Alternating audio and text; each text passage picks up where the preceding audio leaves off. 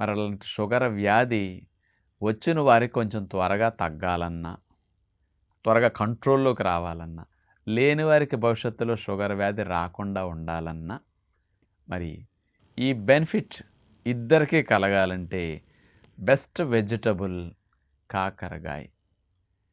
చాలామంది అంటారు చేదుగా ఉన్నవి తింటే షుగర్ తగ్గుతుందంట కదా అని. వాస్తవంగా కాకరకాయ చేదు కాబట్టే చాలామంది ఇతర కూరగాయలు వండుకున్నట్టు వారానికి ఒకసారి కూడా వండుకోరు. ఇదేదో నెలకొకసారో అకేషన్స్‌గా వండుకుంటారు. కొంతమంది అసలు కాకరకాయకి దరిదాపులకి రారు. కానీ కాకరకాయలో ఉండే ఔషధ గుణాలు షుగర్ వ్యాధి ఉన్నవారికి తగ్గించటానికి, లేని వారికి త్వరగా రాకుండా చేయటానికి అద్భుతంగా పనిచేస్తుందని సైంటిఫిక్‌గా ప్రూవ్ అయ్యి ఉందన్నమాట.